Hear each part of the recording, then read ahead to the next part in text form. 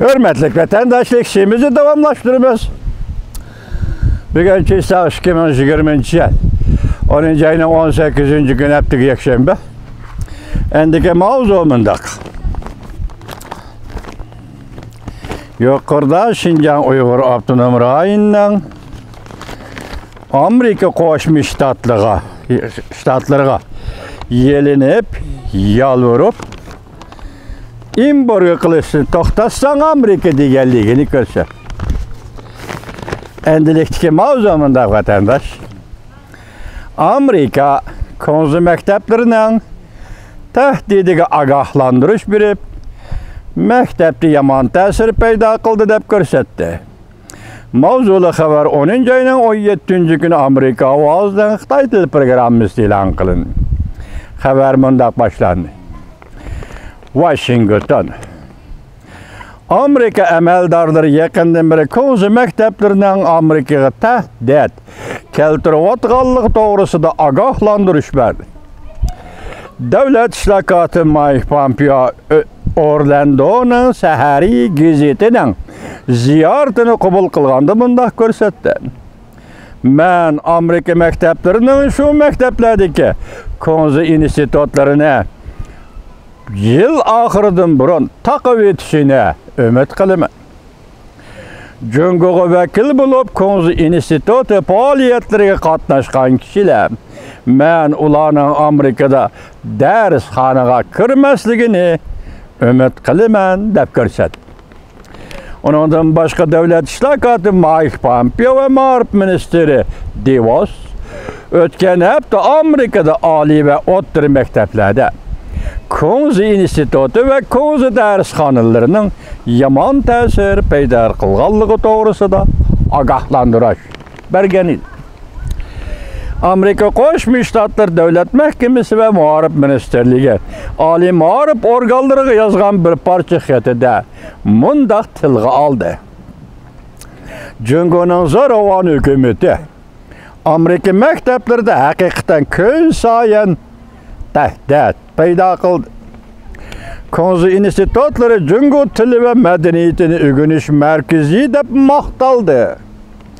Lekin nurg'un faktlar barg'ansari isbotladiki ki konzu institutları Jungoning yomon ta'sirini kengaytirgan.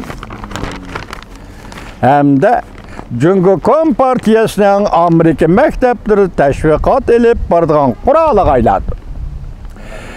Xatda yana mundaq ko'rsatildi. Konzu institutining mavjud bo'lib turishi va uning agishib keladigan Jungoning mablag'i, ya'ni dollari maktablarning moliyasi kirim bo'ladi va bu maktablar Jungoning siyosatini tanqidlashdan saqlanadi.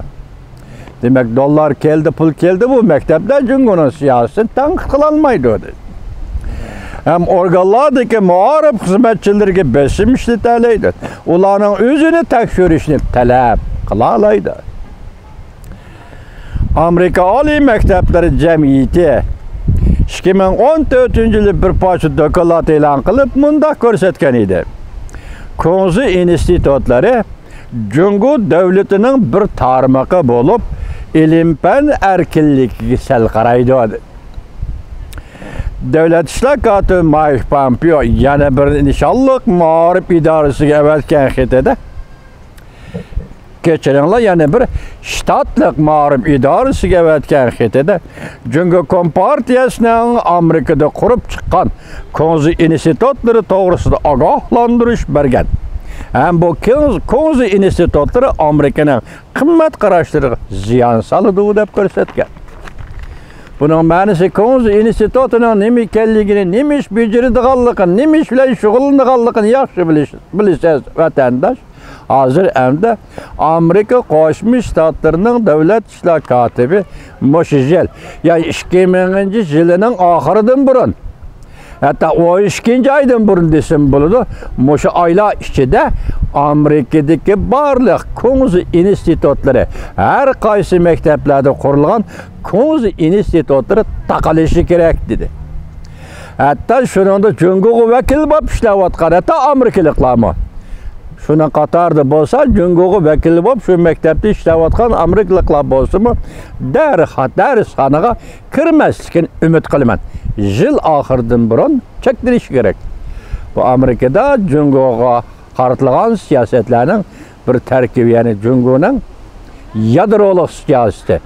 Medeniyet namıda, til ügütüş namıda chet ellerde koğuzu mekteplerini kurup sınıp giriş.